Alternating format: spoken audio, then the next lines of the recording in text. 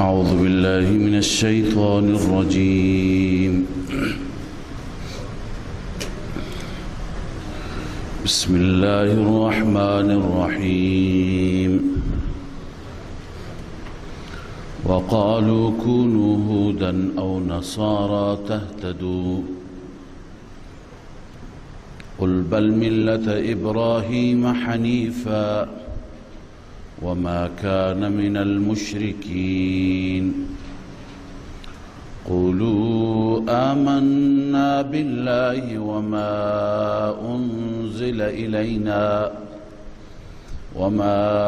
أنزل إلى إبراهيم وإسماعيل وإسحاق ويعقوب والأسباط وما أوتي موسى وعيسى وما أوتي النبيون من ربهم لا نفرق بين أحد منهم ونحن له مسلمون. صدق الله العظيم. اللهم صل على سيدنا وشفينا وحبيبنا مولانا محمد وعلى آله وصحبه.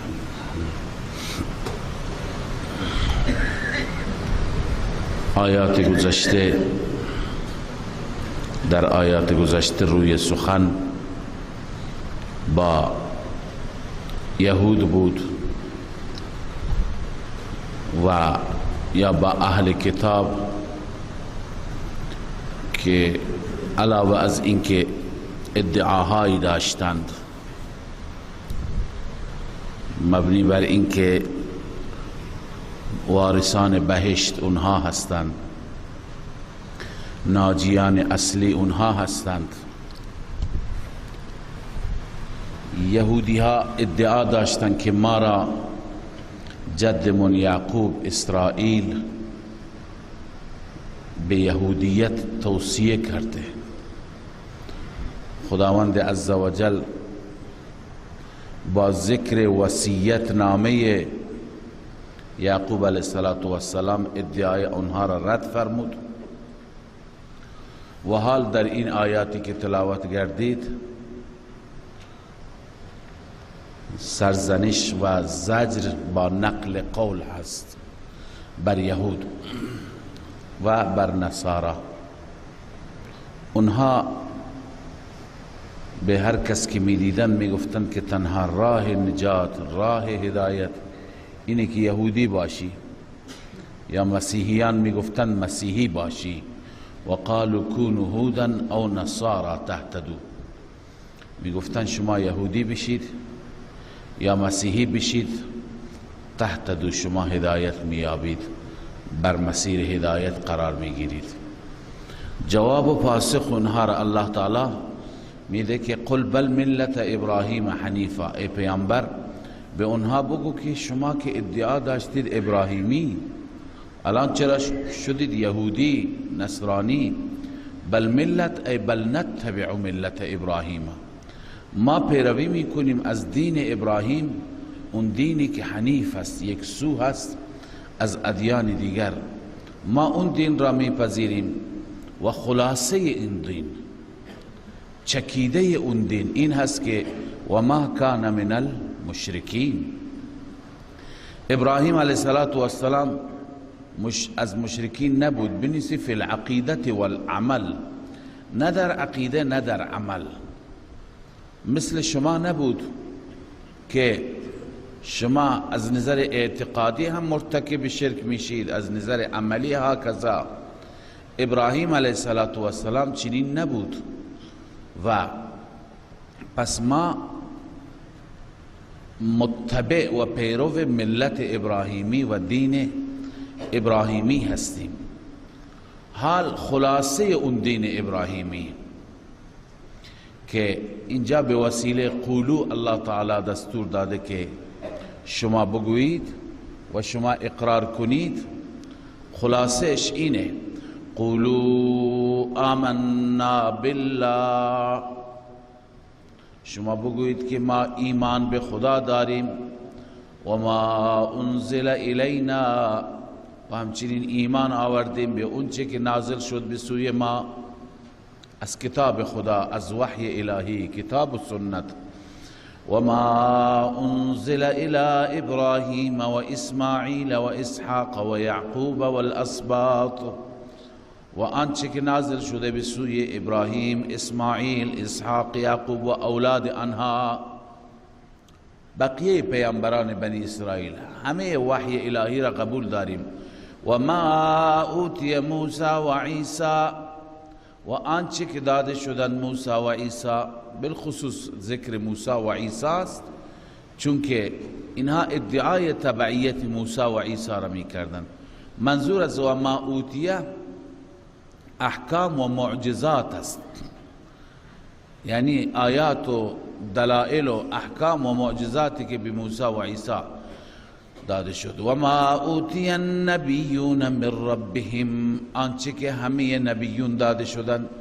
اما منظور از همه اینها که ما ایمان داریم اصول هست، عقاید، چون که ایمانیت عقایدند و اصول هستند و اصول این انبیاء با هم هیچ تفاوتی ندارند.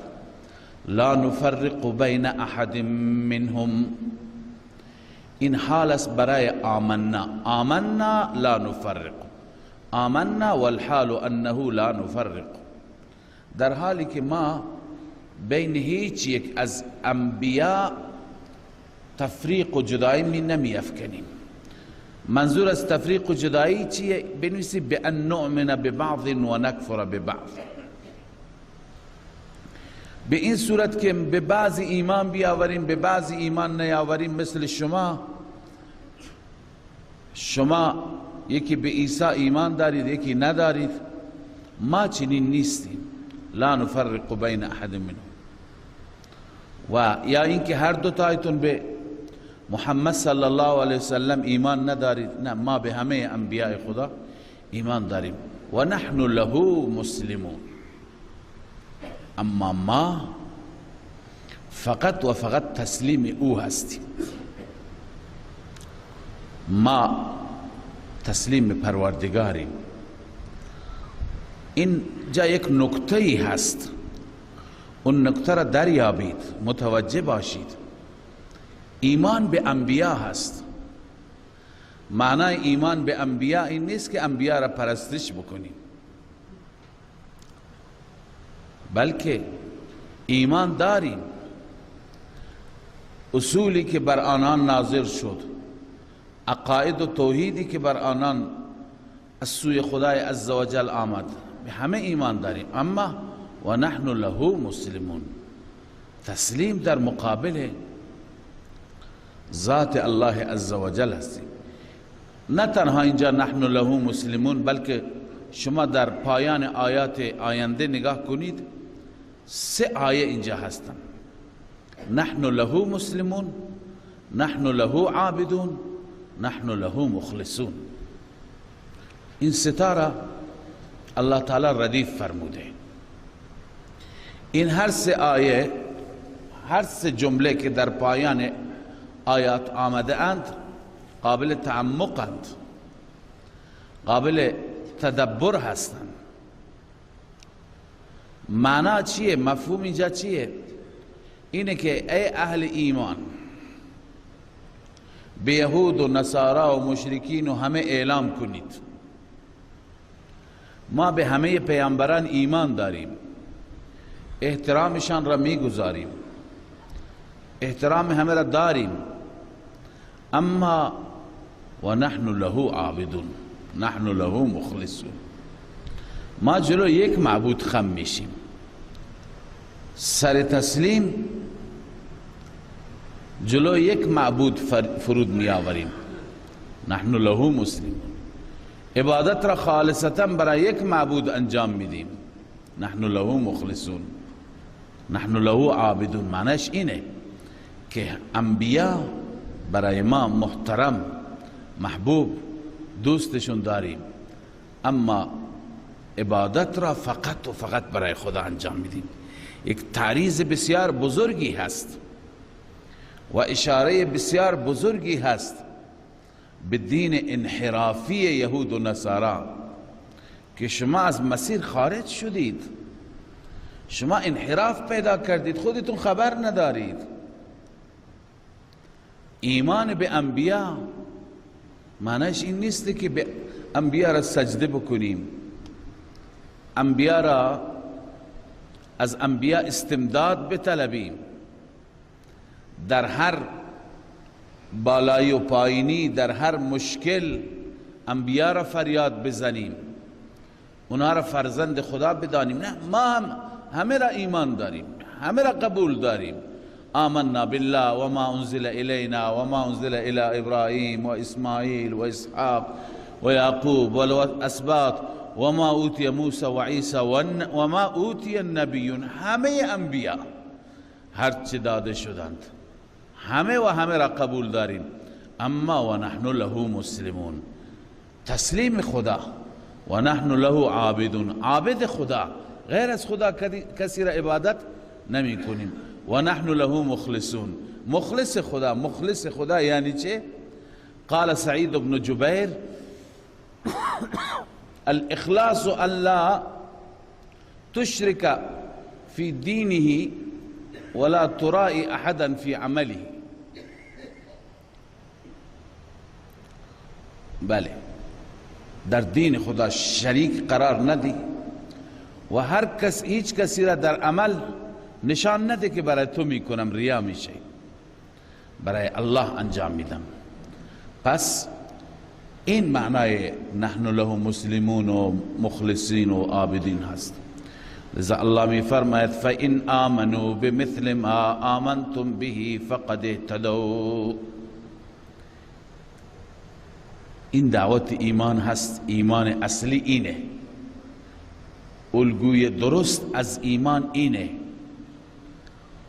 حال اگر ایمان آوردند یهودی ها، مسیحیان به مثل ایمان شما ای جماعت مسلمانان، ای صحابه، ای یاران پیامبر، فقد اهتدوا، همانا اونها بر هدایت. بس ببینید باز هم همونطور که در ابتدای این سوره مبارکه عرض کردم، اینجا هم معیار ایمان، الگوی ایمان، ایمانی کی هست؟ صحابه هست، پیامبر و یاران. فإن آمنوا بمثل ما آمنتم به فقد اهتدوا، بر هدایت میشند اگر ایمان مثل ایمان شما داشته باشند.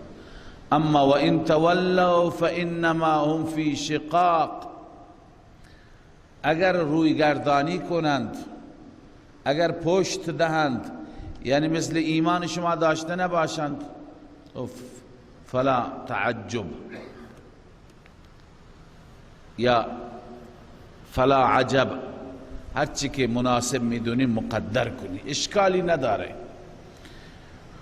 فانما هم فی شقاق، علتی چون اونها در شقاقن، در خلاف با شما، در منازعه و جنگ با شما هستند. خب انتظار داشته نباشید کسی که در عداوت با شما است بیاد ایمانی مثل ایمان شما داشته باشه. اون وقت اونها که دشمن ما هستند به ما آسیبی نمی رسانند. فسیکفیکهم الله، الله می فرماید که ان قریب شما را الله کافی هست درباره اونها. فسیکفیکهم الله، درباره شر از اونها، واهمه از اونها الله کفایتتون میکنه. این تسلی هست برای رسول الله و مسلمانان. و هو السمیع العلیم، و اون ذاتی هست که سمیع هست، السمیع لكل شیء العلیم بكل شیء، هر چیز را میشنود، هر چیز را میداند. پس شما به او توکل کنید، او کافی هست شما را. صبغة الله، صبغة الله ادامه بحث گذشته هست. خداوند ایمان رسول الله و یارانش را معیار قرار داد. اونها می گفتن نه، ایمان ما ایمان خاصی هست. چه ایمانی؟ اونها برای ایمان خودشون شرایطی داشتند. رنگی داشتن به اصطلاح، بالخصوص مسیحیان. وقتی که بچه‌ای متولد میشد یک رنگی درست میکردند، زرد رنگی با آب مخلوط میکردند، یک چیزی درست میکردند، بچه را در داخل اون قرار میدادند، میشستند. بعد از اینکه بدنش زرد میشد، رنگ به خود میگرفت، میگفتند الان صار نصرانیاً، حال مسیحی شد، نصرانی شد. یعنی معتقد بودن نصرانی بودن با اون رنگه. اونطور عاداتی که ما داریم، رسوم اسلامی که ما داریم، بچه که متولد میشه تحنیکش میکنیم، موی سرش را میتراشیم، در گوشش اذان میگوییم، اونها هم داشتن و معتقد بودند الان با این رنگ مسیحی واقعی شد. الله تعالی میگه در جواب اونها، بگه صبغت الله، رنگ اون رنگ نیست، رنگ اونه که رنگ خدایی باشد. ای قبلنا صبغت الله، صبغت الله ای قبلنا، ما پذیرفتم رنگ الهی را، همون رنگی که خدا به ما داده. اون رنگ چیه؟ رنگ ظاهری نیست، رنگ معنویه، رنگ توحیده، یکتاپرستی هست، این که فقط خدا را معبود بدانیم. لذا الله می فرماید صبغت الله، به آنان بگوی که ما قبول کردیم رنگ الهی را. و من احسن من الله صبغه، چه کسی زیباتر است از الله از نظر رنگ. و نحن له عابدون، این بیان صبغت الله است. صبغت الله یعنی این که ما فقط و فقط برای الله عبادت کننده هستیم، ما تنها او را عبادت میکنیم. قل اتحاجوننا فی الله و هو ربنا و ربکم، این زجر برای اهل کتاب است. شما با این خرافات دین شرکی باز هم با ما درگیرید، با ما می جنگید، منازعه دارید. قل اتحاجوننا فی الله ای فی توحید الله، آیا با ما درگیرید درباره توحید الله، در حالی که و هو ربنا و ربکم ولنا اعمالنا ولکم اعمالکم، اون ذات رب ماست، رب شماست، برای ما اعمال ما و برای شما اعمال شما. و نحن له مخلصون، ما فقط مخلص او هستیم. مخلصون را عرض کردم، اخلاص اینه که کسی را در عبادتش در دینش شریک قرار نده و برای کسی عمل نکن غیر از او، به کسی نشان نده. ام تقولون ان ابراهیم و اسماعیل، خب قبلا اونها می گفتن ما را ابراهیم و اسماعیل به یهودیت توصیه کردند. الله تعالی سوال میکنه، این زجر است بر یهود اما با نقل قول. ام تقولون ان ابراهیم و اسماعیل و اسحاق و یعقوب و الاسباط، آیا شما میگویید که ابراهیم و اسماعیل و اسحاق و یعقوب و اولادشان کانو هودن او نصارا، آیا یهودی بودن یا مسیحی؟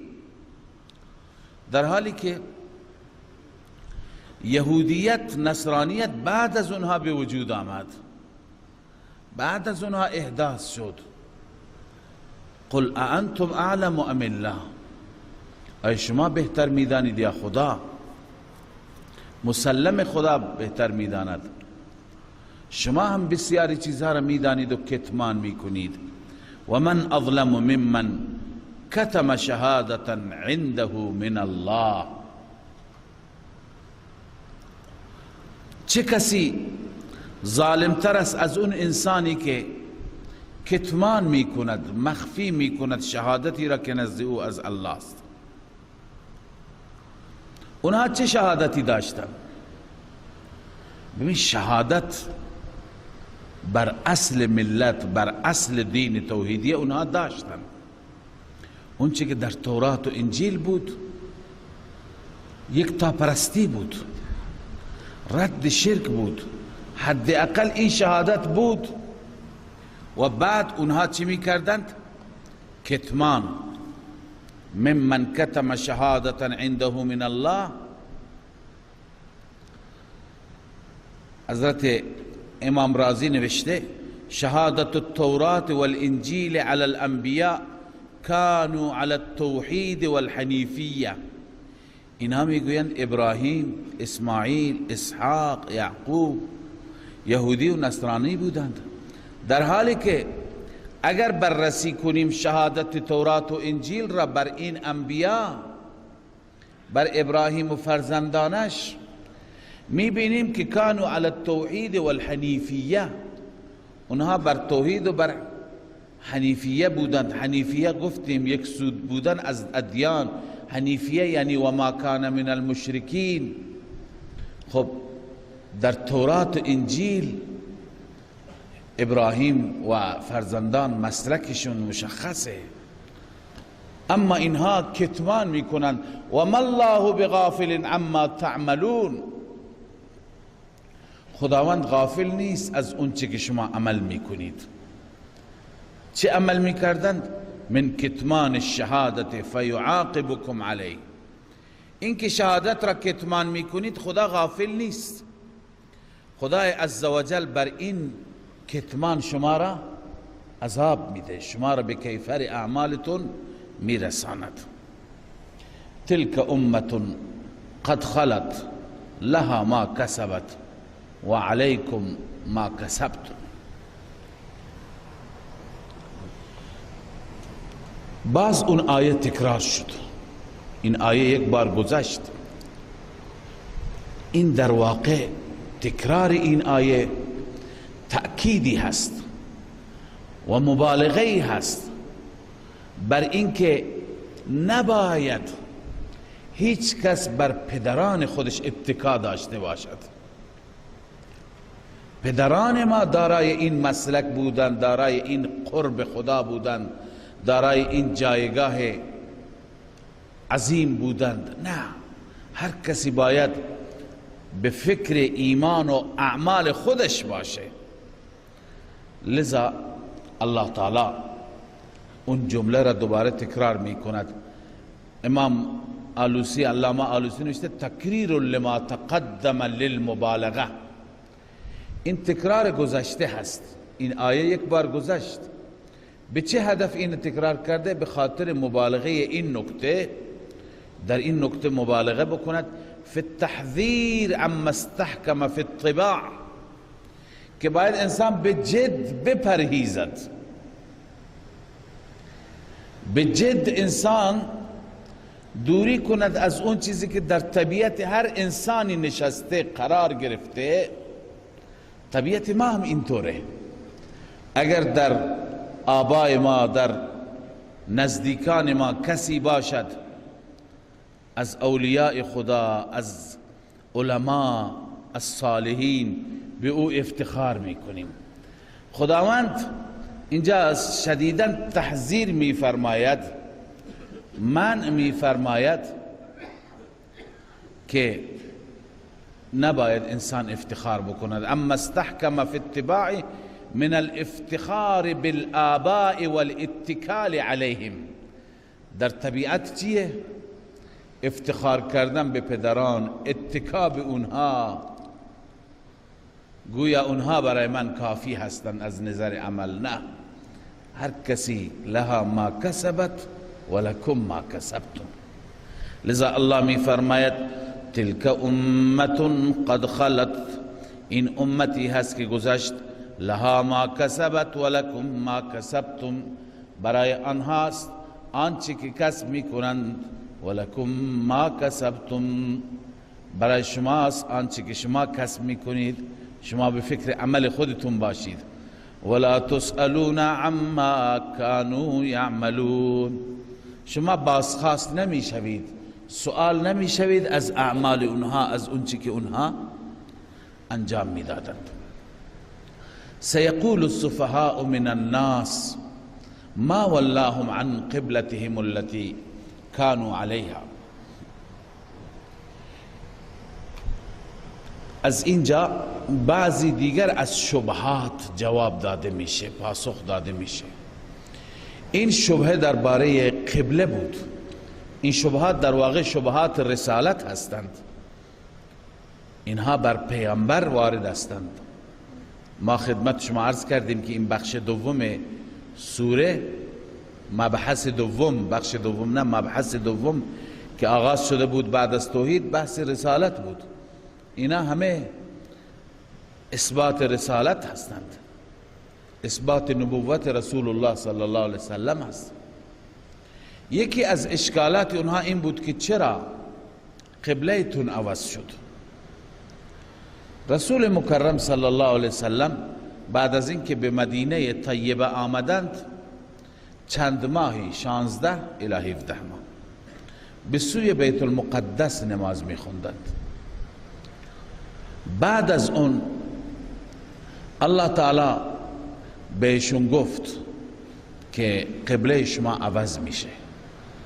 خب پیامبر ما، پیامبر عظیم الشان ما در مکه مکرمه به طرف بیت الله می خواندند، اما این دستور در مدینه بهشون رسید به سوی بیت المقدس. بیت المقدس قبله بسیاری از انبیاء گذشته هم بود و اصل اینه که این دستور به خاطر تألیف قلوب اهل کتاب، یهودیان و مسیحیان بود که اونها وقتی که ببینند ادعای این پیامبر، دعوت این پیامبر با دعوت تورات و انجیل یکیه، قبله هم یکیه، این سبب بشه که اونها ایمان بیاورند.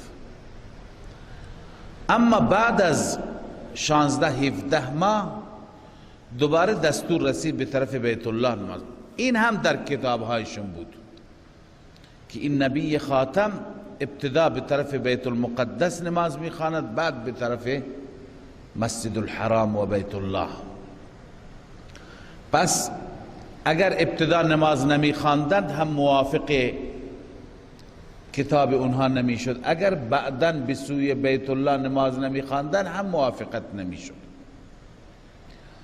اما هنوز خدای عزوجل دستور نداده. اینجا ببینید این صیغه هست سیقول السفها، سین برای استقبال است، ان قریب میگویند، در آینده میگویند. بعضی ها اینجا اینو به معنی ماضی میکنند، سفها گفتن، میگویند که اعتراض شد، اما این درست نیست. این پیشگویی هست، پیشگویی قرآن مجید هست. الله می فرماید که در آینده خواهند گفت و این پیشگویی درست در آمد. عنایت بفرمایید اینجا علامه اندلسی می فرماید سیقول ظاهر فی الاستقبال، این ظاهرا درباره آینده هست. و انه اخبار من الله تعالی نبیه صلی الله علیه و سلم، این آیه اخبار الهی هست، خبر دادن الهی است به نبیش صلی الله علیه و سلم که انه یصدر منهم هذا القول فی المستقبل، ای پیامبر من این اعتراض، این قول از اونها صادر میشه در آینده. و ذلك قبل ان یؤمروا باستقبال الكعبه،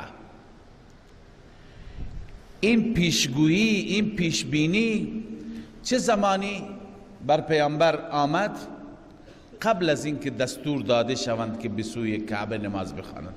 هنوز دستور نرسیده بود، الله تعالی پیشا پیش پیشگویی فرمودند. پس قول درست همینه که بعد از اینکه دستور رسید سیقول نازل نشد، هنوز دستور نیامده بود، هنوز خداوند امر نفرموده بود، لذا پیشا پیش فرمود سیقول السفهاء من الناس، منظور از سفها من الناس انسانهای بیخرد، انسانهای احمق صفت کی هست؟ بعضی مشرکین گفتن، بعضی یهود گفتن حقیقتش اینه که اعتراض کنندگان تنها یک گروه نبودند. ما بهتر اینه که مراد السفها همه را مراد بگیریم، هم یهود، هم مسیحیان، هم مشرکان، همه.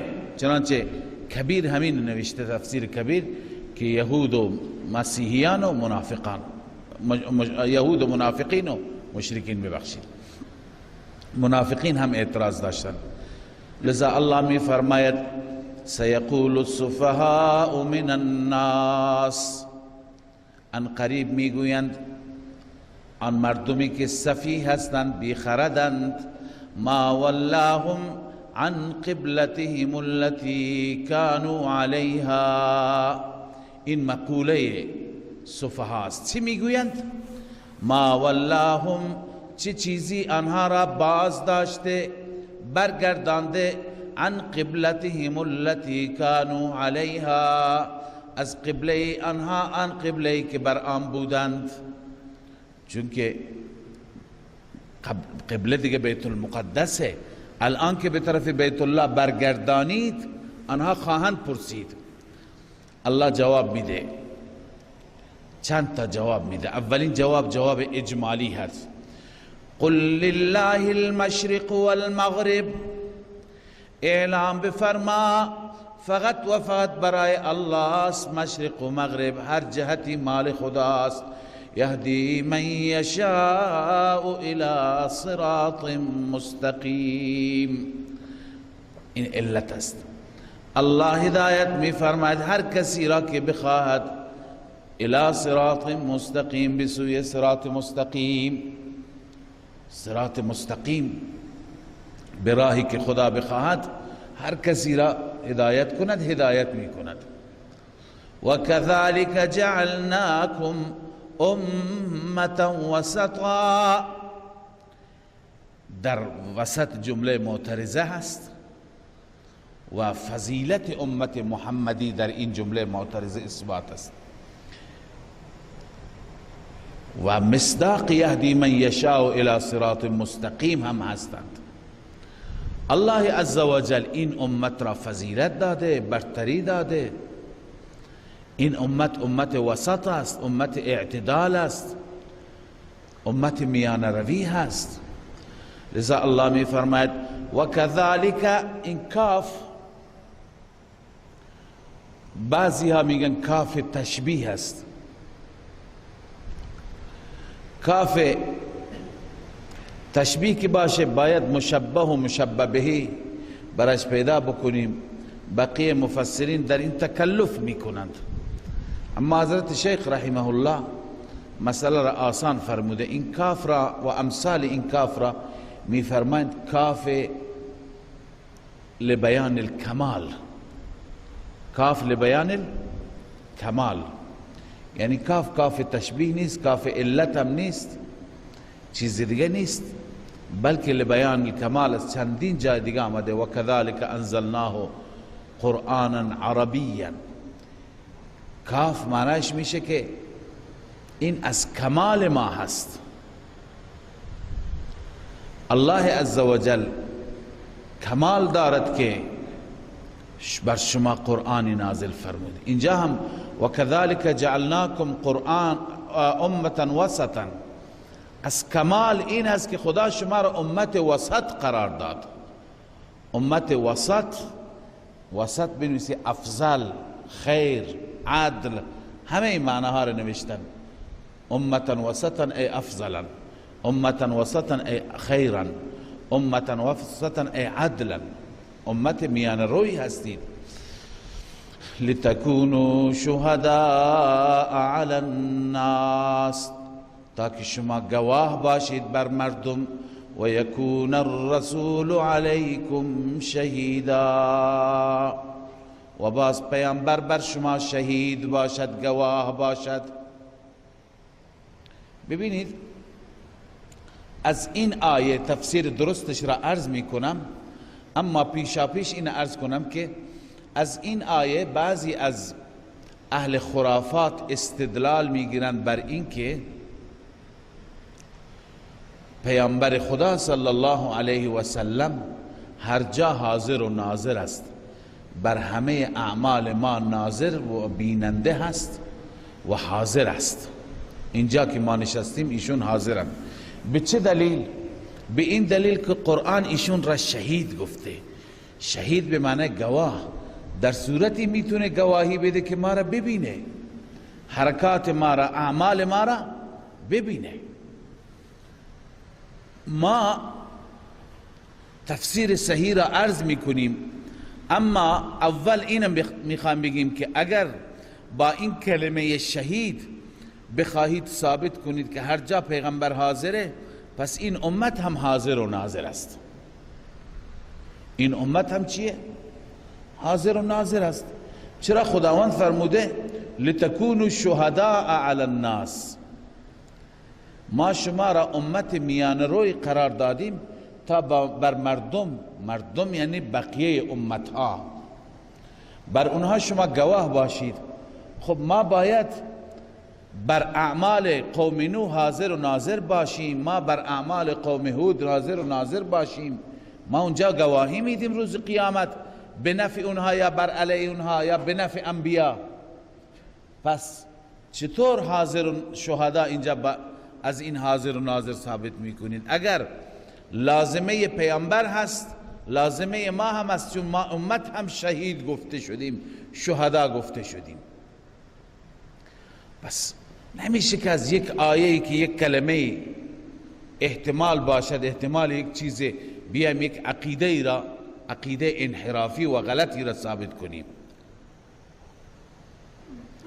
اصلش اینه که این شهید دو تا معنا میتونه داشته باشه.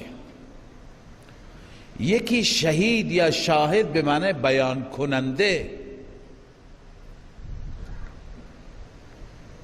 قبلا هم گفتیم انا ارسلناک بالحق شاهدا، انا ارسلناک شاهدا، ما تو را ای پیامبر شاهد فرستادیم. شاهد اونجا شاه عبدالقادر ترجمه کرده بود یعنی بیان کننده،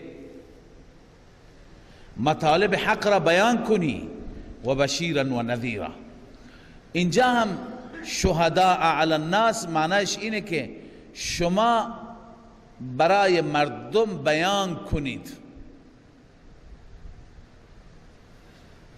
یکی این هست بیان کننده، و یکون الرسول علیکم شهیدا، و پیامبر بر شما بیان میکند، یعنی پیامبر مطالب حق را به شما میرساند، شما امت وظیفه داری به بقیه برسانید. یک معنی این هست. و یک معنی دیگه که بیشتر مفسران گفتند، شهادت به معنی شهادت هست، اما به معنی حاضر و ناظر نیست، بلکه شما روز قیامت به له و به نفع انبیا شهادت میدید، چون از انبیا خدای عزوجل میپرسند که آیا شما رسالتتون را درست انجام دادید؟ اونها میگن بله. ممکنه که اقوام اونها انکار بکنند. از انبیا گواه خواسته میشه. انبیا امت آخر الزمان را، که امت آخر الزمان در کتاب خودش در قرآن احوال همه گذشتگان و انبیا را خوانده، این امت را گواه و شاهد میگیرند. بعدن شما میروی شهادت میدهید، پیامبر خدا صلی الله علیه وسلم شاهد شما خواهد بود، مزکی شما خواهد بود. پیامبر گواهی میده که خدایا این امت درست گواهی داد، راست میگه. چون که از امت میپرسن شما از کجا میدونید؟ میگه شما تشریف داشتید، شما بودید در زمان نوح، بودید در زمان صالح، شما میگید که پیامبر ما، نبی خاتم برای ما گفته. پس این هست به شهادت شما و شهادت پیامبر.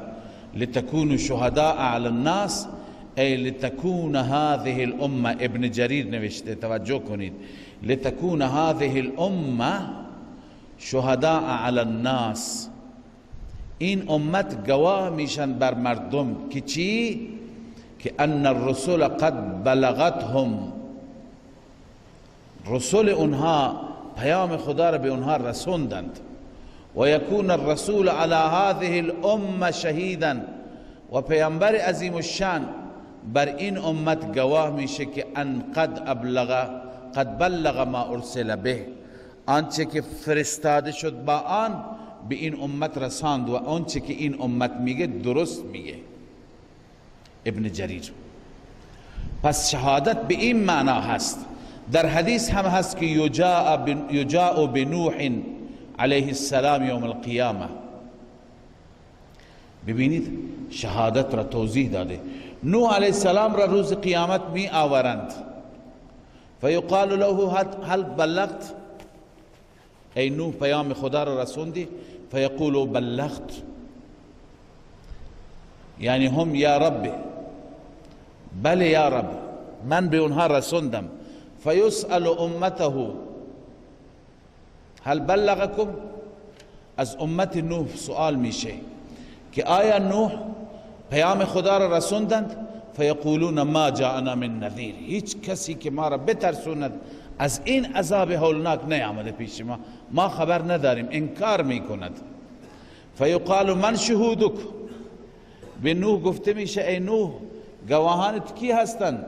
فیقول محمد و امته صلی الله علیه وسلم، محمد و امتش است. فقال رسول الله صلی الله علیه وسلم فیجاء بکم فتشهدون، شما را اون وقت می آورند ای امت شما گواهی می دهید. الی آخره. صحیح بخاری، این روایت در صحیح بخاری هست. پس مراد از شهادت این شهادت است. رسول الله مزکی ما خواند به این معنی، نه اینکه حاضر و ناظر بخوایم صفت خدا را با این کلمه شاهد بهشون بدهیم.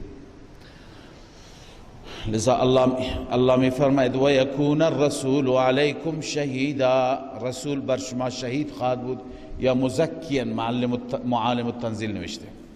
خب ما داشتیم بحث قبله را می کردیم. این در وسط یه جمله معترضه آمد برای وسطیت، اعتدال، افضلیت و برتری این امت.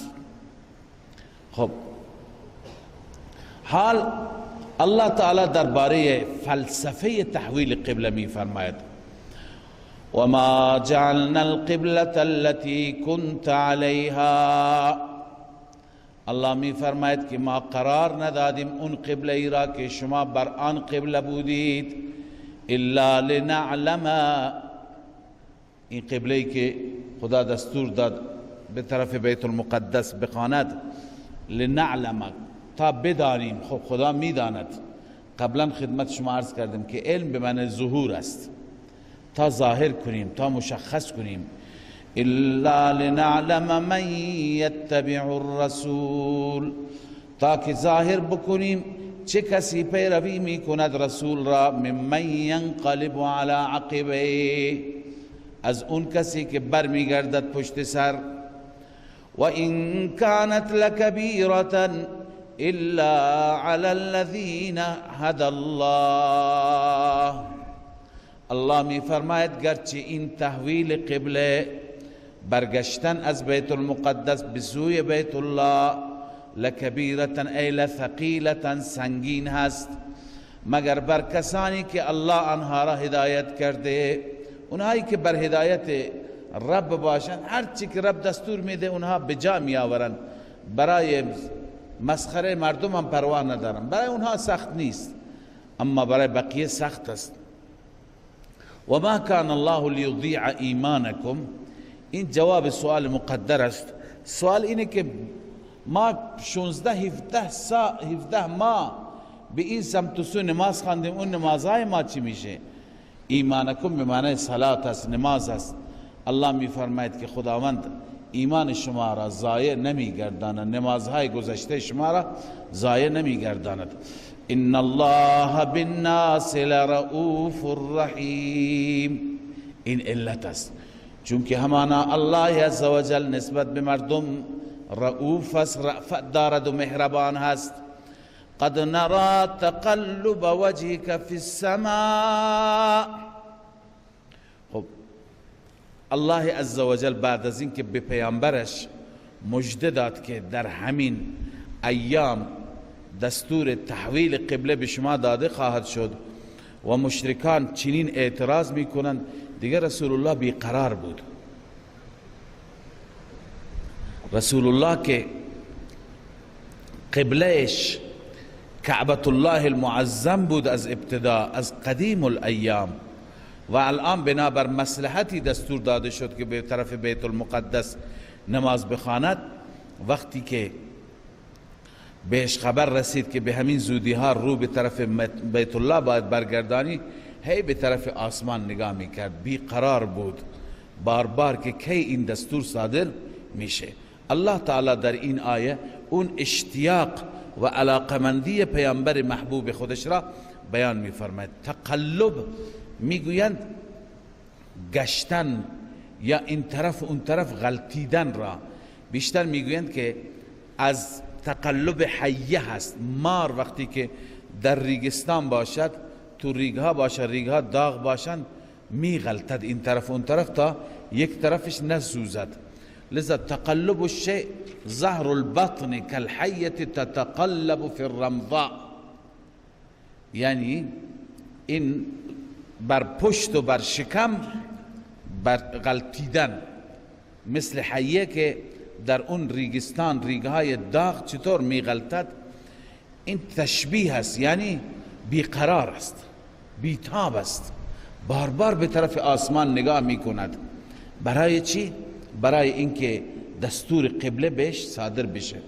الله می فرماید قد نرى تقلب وجهك في السماء، همانا ما می بینیم چهره را که بار بار می گردد به سوی آسمان. لذا الله وعده میده فلنولینک قبلة ترضاها، وعده تحویل. البته ما بر میگردانیم شما را، یعنی رخ شما را، روی شما را به سوی قبله‌ای که ترضاها میپسندی، دوست داری، محبت داری. این وعده هست. فول وجهک ایفای وعده هست. الان از اینجا به بعد دستور است. الله می فرماید فول وجهک شطر المسجد الحرام، برگردان چهرت را به جانب مسجد حرام، به طرف مسجد الحرام نماز بخوان. و حیث ما کنتم فولوا وجوهکم شطره، این تأکید تعمیم هست، چون وقتی که به پیغمبر دستور رسید شاید کسی فکر میکرد این دستور خاص پیغمبر است، در حالی که اون دستور عام بود. الان در این آیه در ادامه تأکید شده که بله برای همه هست.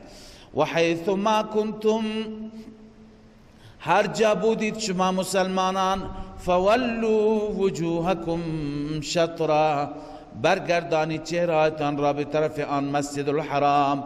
و ان الذين اوتوا الكتاب لیعلمون انه الحق من ربهم، بدون شک کسانی که کتاب داده شدند میدانند که این تحویل قبله حق است از جانب رب. این عرض کردم خدمت شما که در همون تورات هم بود که این پیامبر چند ماهی به طرف بیت المقدس نماز میخواند و مجددا به طرف بیت الله. پس این برگشتن از بیت المقدس به سوی بیت الله اینم یکی از علائم و دلائل نبوت بود. و ما الله بغافل عما یعملون، اما اینکه اونها کتمان میکنند، حقیقت را نمیگویند، الله عزوجل از اعمالشان غافل نیست. اما یعلمون بنیسه من کتمان الحق. ولئن اتیت الذین اوتوا الكتاب بكل آیه ما تبعوا قبلتک، این جواب دیگه هست. جواب اول همون بود که الله تعالی بیان فرمود که وما جعلنا القبلة التي كنت عليه الا لنعلم من يتبع الرسول. حال الله تعالی می فرماید که شما هر کاری بکنید، هر آیه‌ای برای اهل کتاب بیارید، اینها پیرو قبله شما نیستند و از این به بعد شما هم پیرو قبله اونها نخواهید بود. شما هم اجازه ندارید که به طرف بیت المقدس نماز بخوانید. الله می فرماید ولئن اتیت الذین اوتوا الکتاب، اگر شما بیاورید پیش کسانی که کتاب داده شدند، بکل آیت، هر آیه، هر دلیلی، هر حجتی، ما تبعوا قبلتک، آنها قبله شما را پیروی نمی کنند، و ما انت بتابع قبلتهم، شما هم نیستی تابع قبلهشان، و ما بعضهم بتابع قبلت بعض، اونها هم دیگر را هم قبله هم دیگر را هم تابع نیستند. یهود به طرف مسجد الاقصی می خواندند و مسیحیان به طرف بیت لحم می خواندند. ولئن اتبعت اهواءهم من بعد ما جاءك من العلم، حال اینجا زجر هست و سرزنش هست، توبیخ هست برای مسلمانان. خطاب رسول الله راست، مراد مسلمانانه. الان که همه چیز جدا شد، از این به بعد اگر پیروی بکنی از خواهشات اونها، خواهشات دیروز خواندیم از آراء زائغه منحرفه باطله اونها، من بعد ما جاءك من العلم، بعد از اینکه علم پیشت آمد، دانش پیشت آمد و الله عزوجل حقائق را برات مشخص کرد، انک اذا لمن الظالمین، همانا شما در این هنگام از ظالمین خواهید بود. پس بهتره که از خواهشات اونها پیروی نکنید. ظالمین یعنی الواقعین الباطل مکان الحق، شما در باطل قرار گرفتی بجای حق. اما الله تعالی در رابطه با خود اونها میفرماید، اونها خودشون حقیقت را میدانند، اهل کتاب. الله میفرماید الذین آتیناهم الکتاب، این موضوع عناد هست نسبت به رسول الله، در حالی که میشناسن رسول الله را. الذین آتیناهم الکتاب، کسانی که ما به آنها کتاب دادیم، یعرفونه، میشناسن این پیامبر را. ببین یعرفونه، همه مفسران میفرمایند مرجع ضمیر رسول الله است. میشناسن این پیامبر به حق خداست، پیامبر واقعی خداست. اما حضرت شیخ رحمه الله اینجا یه نظر جداگانه و استثنایی دارند، اون اینه که میفرمایند بحث قبله هست. یعرفونه یعنی یعرفون تحویل القبله، اونا میدونن که این قبله حق است. خب بازم نتیجه همون میشه، یعنی وقتی که اونا میدونن که واقعا قبله تحویل میشه، پس میدونن که پیغمبر هم پیغمبر خداست، صداقت پیغمبر را از اون جا میدونن، از موضوع قبله میدانن. الذين آتیناهم الكتاب یعرفونه، آنانی که ما به اونها کتاب دادیم میشناسند این قبله را، تحویل قبله را یا رسول الله را، کما یعرفون ابناءهم، همانگونه که آنها فرزندان خودشان را میشناسند. و ان فریقا منهم لیکتمون الحق وهم یعلمون، همانا فریقی از آنها حق را میپوشند، کتمان میکنند. حق یا رسول الله یا قبله هست، در حالی که همه میدانند. لذا شما پروا داشته نباشید. الحق من ربک فلا تکونن من الممترین، حق است، از جانب ربت هست، پس شما هرگز از شک کنندگان نباش، شما پایبند و عامل بر حق باش.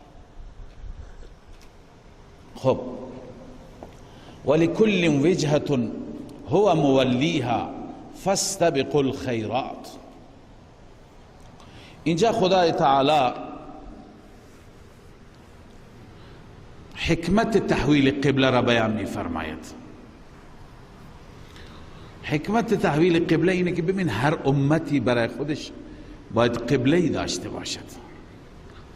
این امت مستقلی هست، این نبی و رسول مستقلی هست، از خود کتاب داره، شریعت داره، لذا قبلش هم باید مشخص باشد. ولی کل وجهة، برای هر یک امتی هست جهتی که هو مولیها، اون برگردنده هست، برمیگردد به سوی اون قبله. فاستبقوا الخیرات، پس موضوع قبله را کش ندهید، در بقیه امور خیر از هم دیگه سبقت بگیرید، پیشی بگیرید، چون که بدانید فردا پیش خدا باید حاضر بشید، پیشی دارید، اونجا باید پیش بشید. پس برای فردا آمادگی کنید، این مسائل را دنبال نکنید. این تخویف اخروی هست. اینما تکونوا یأتی بکم الله جمیعا، هر جا باشید شما خدا شما را می آورد. ان الله علی کل شیء قدیر، علت این است که الله بر هر چیز قادر است، بر هر چیز تواناست. ومن حيث خرجت فول وجهك شطر المسجد الحرام، اون اول دستور تحویل بود ولی در حضر، این در سفر است. الله می فرماید هر جایی که خارج شدی فول وجهك، برگردان چهرت را به طرف مسجد حرام. و انه للحق من ربك وما الله بغافل عما تعملون. الله می فرماید این قبله و این دستور قبله حق است از جانب ربت و الله غافل نیست از آنچه که شما عمل می کنید. ومن حيث خرجت فول وجهك شطر المسجد الحرام، و مجدد تکرار است به خاطر اینکه بحث صحابه هم اینجا هست، لذا دستور صحابه را به تبع بر دستور رسول الله صادر می فرماید. الله می فرماید هر جا که خارج شدی برگردان چهرت را به طرف مسجد حرام. و حیث ما کنتم فولوا وجوهکم شطرا، ای مسلمانان، ای صحابه، ای یاران، هر جا بودید فولوا وجوهکم شطرا، شما برگردانی چهرهتان را به طرف مسجد الحرام. لئلا یکون للناس علیکم حجه، تاکه برای مردم حجت نباشد بر علیه شما. ببین این حکمت و فلسفه دوم بود. اگر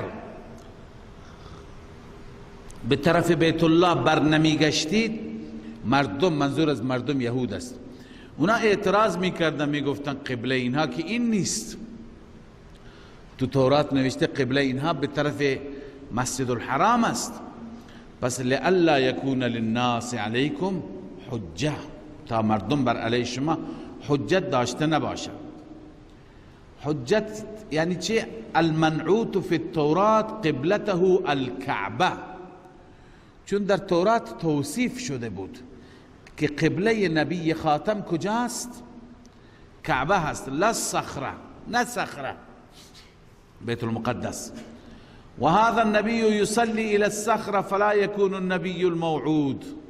اگر بر نمیگشتی همه اعتراض میکردن این نبی به سوی صخره و بیت المقدس نماز میخواند، پس این اون نبی موعود نیست. روح المانی. به این خاطر الله دستور داد که نه، برگردید، لئلا یکون للناس علیکم حجه. ولی خب بعضی از مریض ها هستند که با وجودی که بهانه ازشون گرفته شده، باز هم از روی مرض و لج هنوز اعتراض میکنند. الله اونها را یادآوری میکنند الا الذين ظلموا. الا اینجا استثناء منقطع است به معنی لکن. لکن کسانی که ظلم کردند از آنها، یعنی یهودی ها که هنوز بر لج خودشون هستند، اعتراض میکنند نترسید. فلا تخشوهم واخشونی، از آنان نترسید، از من بترسید. ولأتم نعمتی علیکم ولعلکم تهتدون. این علت دوم است. و حیث ما کنتم فولوا وجوهکم شطره، هر جا بودید به طرف مسجد الحرام نماز بخوانید. به چه دلیل؟ علت اول لئلا یکون للناس علیکم حجه، تاکه مردم بر علیه شما استدلال داشته نباشند. دلیل دوم ولأتم نعمتی علیکم، تاکه من خدا نعمتم را بر شما تکمیل کنم ای مسلمانان. ولعلکم تهتدون، شما بر هدایت باشید. كما ارسلنا فيكم رسولا منكم يتلو عليكم آیاتنا.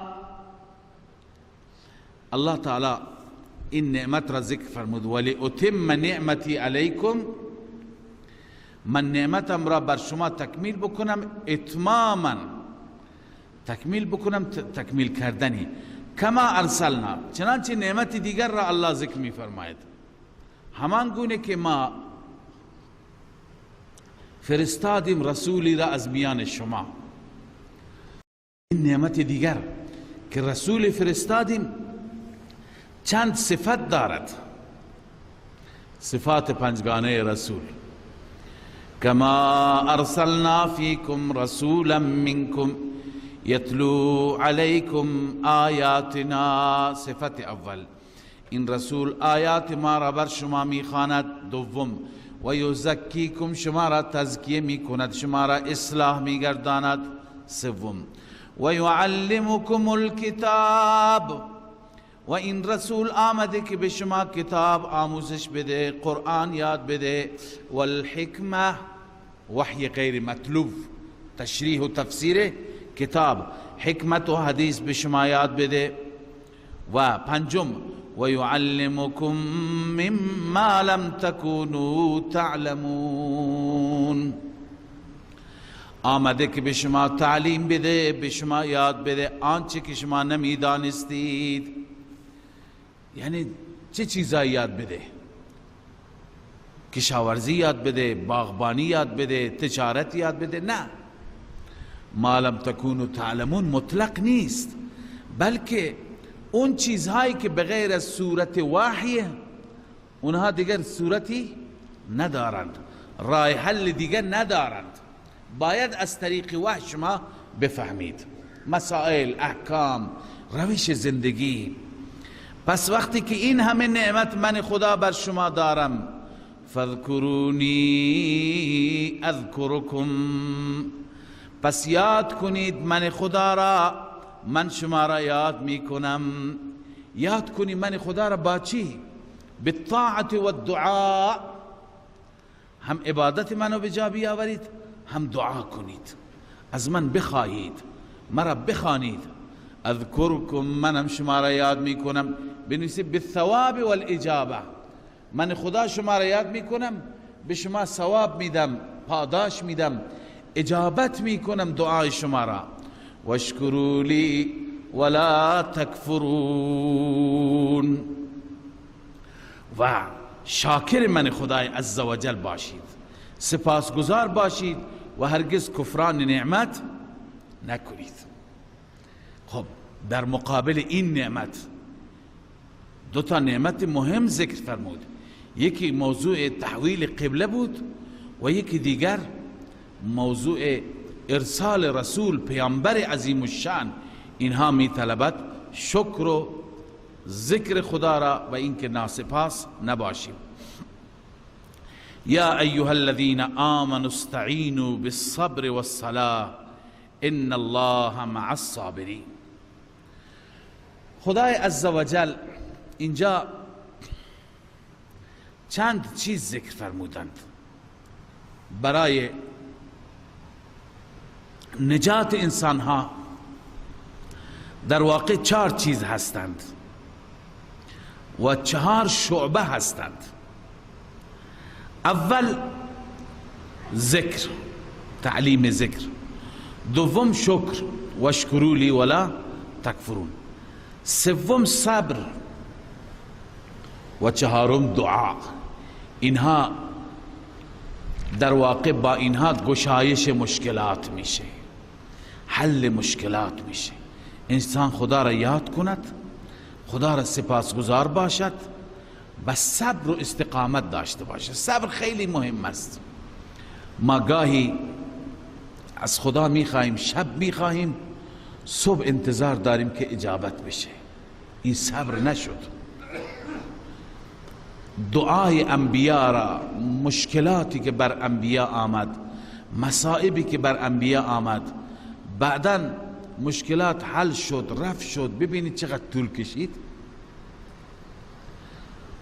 حضرت ایوب علیه السلام 7 سال، حضرت یوسف علیه السلام میگویند 14 سال، اینا همه طول کشید. لذا سومین چیز که خیلی مهم است صبره. الله می فرماید یا ایها الذین آمنوا استعینوا بالصبر، ای مؤمنان از خدا استعانت بطلبید به وسیله صبر. این تعلیم صبر است. والصلاة، گرچه بسیاری از مفسران صلات را به معنی نماز میگویند، با صبر و نماز، اما شیخنا رحمه الله حضرت حسین علی صلات را اینجا به معنی دعا میکند. برای حل مشکلات صبر و دعا. صبر کن، استقامت کن، دعا کن. خب اگر صلات بگیریم هم بخشی از صلات دعا هست، ولی بخش مهم دعا باشد. با دعا مشکلات حل میشه، با صبر حل میشه. ان الله مع الصابرین، بدون شک الله با صابرین است. ولا تقولوا لمن يقتل في سبيل الله اموات. ببینید بالاترین قسم صبر، شما صبر کنید صبر کنید صبر کنید، فوقش در این را کشته میشید، شهید میشید. بازم اون نتیجهش از همه بهتره. پس صبر در هر صورت خیر هست، چه زنده بمانی چه زنده نمانی، کشته بشی، چون که نتیجه صبر را در عالم حقیقی میابی. لذا ولا تقولوا، ربطش دیگه مشخصه، بالاترین نوع صبر. البته قبلا هم اشاره کردم که صبر تنها صبر بر مصیبت نیست، گرچه اینجا صبر بر مصیبت هم اشاره شده، اما صبر 3 قسم است، 3 نوع هست. یکی از اونها صبر بر مصیبت، اگر از طرف الله عزوجل مشکلی آمد تحمل بکنیم، شکیبا باشیم، صابر باشیم. چون که انسان به خاطر خدا صبر میکنه، انسان توکلش به خداست و اعتقادش اینه که این مشکل از سوی ربم، از سوی مولایم آمده، صبر میکنه، خیلی براش اجر داره. اما نوع دیگر از صبر اینه که بر طاعت، بر بندگی، بر توحید، بر عقیده، بر ایمان صبر کنیم، یعنی استقامت بکنیم. اینقدر صبر کنیم که اگر کشته شدیم هم شهادت را استقبال بکنیم. این نوع دوم صبر هست، صبر بر طاعت، صبر بر عبادت، صبر بر ایمان، صبر بر جهاد، همه اینها از این نوع هستند. و نوع سومش صبر بر ترک گناه، صبر بر ترک معصیت. الان که توبه کردی، معصیت را کنار گذاشتی، دیگه استقامت کن، هرگز به سویش نرو، نگاهش نکن. این هم صبر چی است؟ بر ترک معصیت. همه اینها مراد هستند. لذا الله می فرماید ان الله مع الصابرین. قبلا خدمت شما عرض کرده این معیت الله، همراهی الله با صفات ویژه و خاص است، با هر کس نیست. ان الله مع الصابرین، خداوند با صابران است. ولا تقولوا لمن يقتل في سبيل الله اموات، شما نگویید به آنانی که کشته می شوند در راه الله اموات، مرده های معمولی. اونا از این مرده های معمولی نیستند، بل احیاء ولكن لا تشعرون. این مرده معمولی حضرت شاه عبدالقادر رحمه الله ترجمه کرده. اینا یک از این مرده های معمولی نیستن، بلکه اینها زنده اند، اما شما درک نمی کنید، شما متوجه نیستید. زنده اند. چه نوع زندگی؟ اینو من خدمت شما قبلا آیه را با حدیثی تفسیر کردم که از عبدالله بن مسعود رضی الله تعالی عنه غالبا منقول است درباره شهدا. رسول اکرم صلی الله علیه و سلم فرمود، این حدیث را تفسیر جلالین هم ذکر کرده که ان ارواحهم فی جوف طیر خضر، ارواح شهدا در کالبد پرنده سبز رنگی هست که اونها تحت عرش رحمان قنادیلی دارند، لانه‌ای دارند، قندیلی دارند و در روزها می روند به طرف باغات بهشت، درختان بهشت می گردند و تماشا می کنند، کیف می کنند، بر می گردند. پس این هست حیات، یک حیات ویژه هست، ولکن لا تشعرون. این حیات برزخی هست بر اساس این حدیث.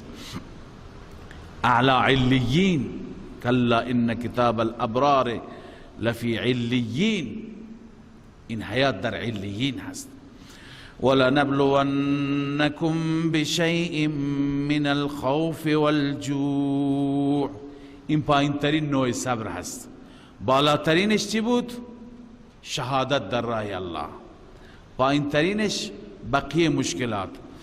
البته ما شما را می آزماییم به چیزی از خوف، گرسنگی، نقص من الاموال، ورشکستگی مالی، کمبود مال، والانفس و جان، عزیزانتون را از دست می دهید، و ثمرات، و همچنین ثمرات، باغات.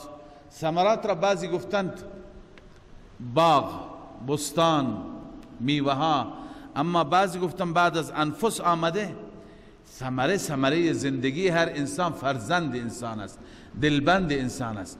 معنایش انفس اینه که بقیه عزیزانتون را گاهی از شما میگیریم، و ثمرات گاهی ثمره زندگی یعنی فرزند دلبندت را ازت میگیریم.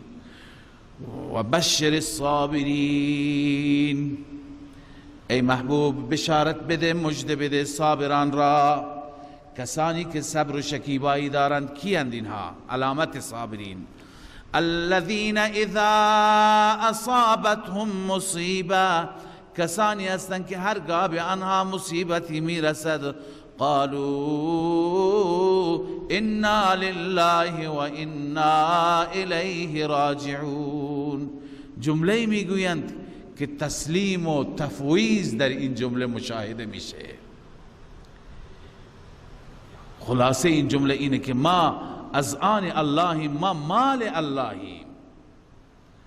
فرزند ما از دست رفته، برادر ما از دست رفته، عزیز ما از دست رفته، من خودم مال الله هستم.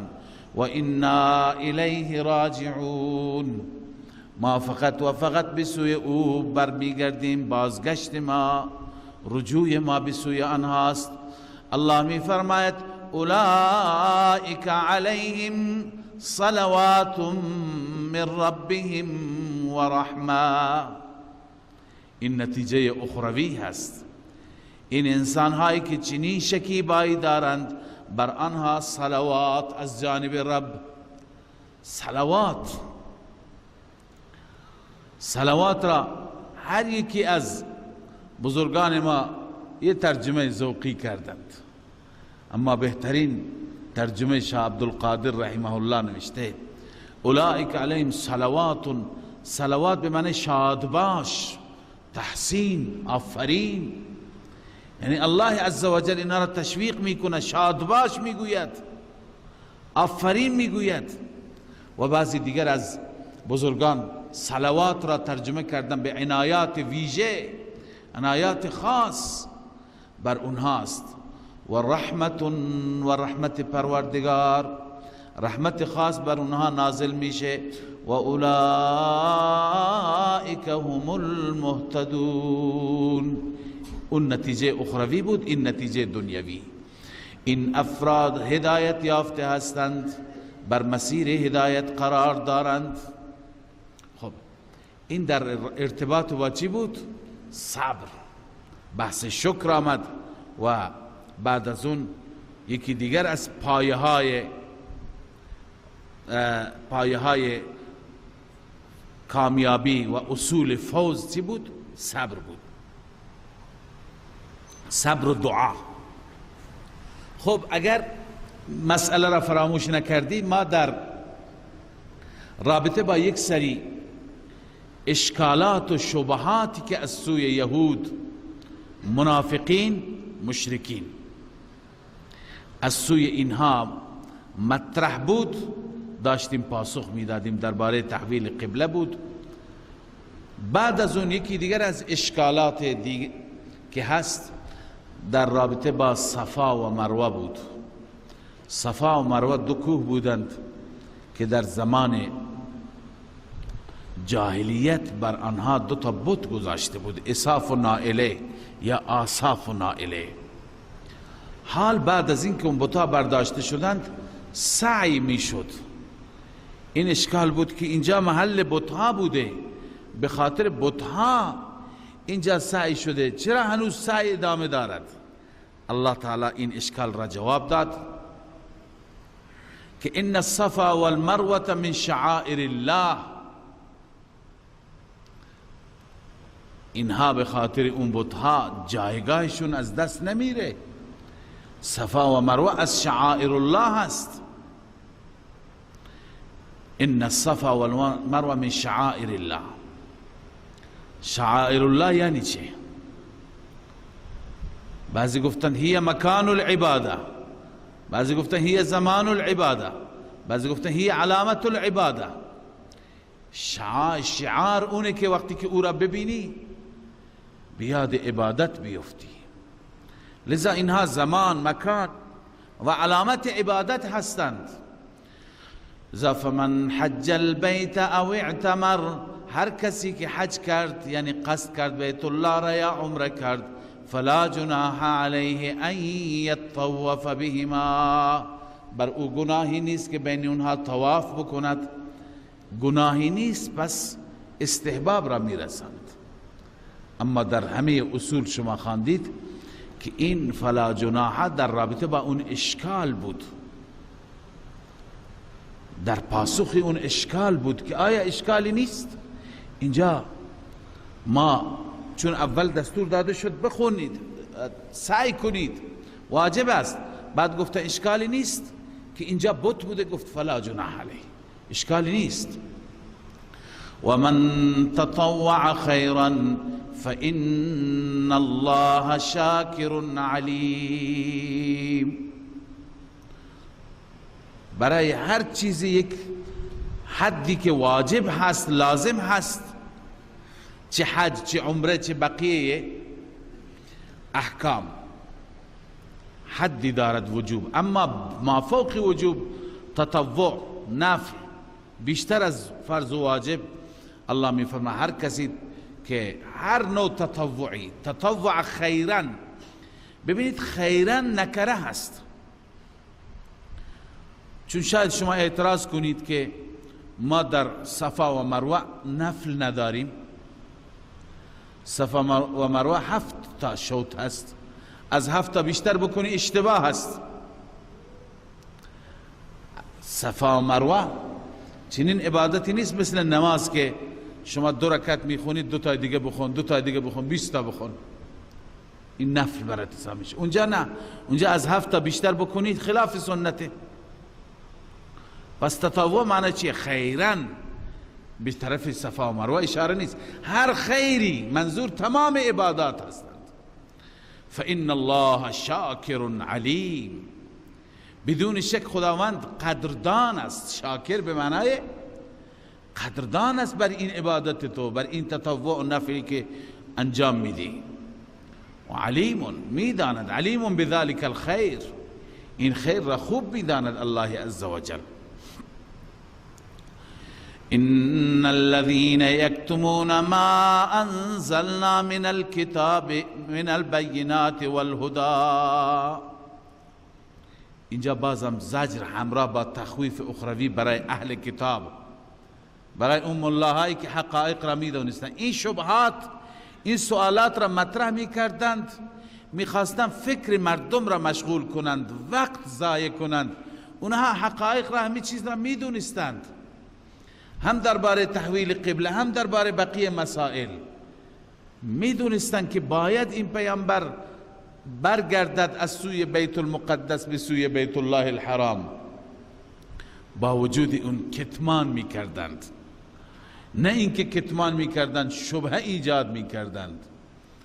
الله عزوجل برای اینها توبیخ بیان میفرماید همراه با تخویف اخروی.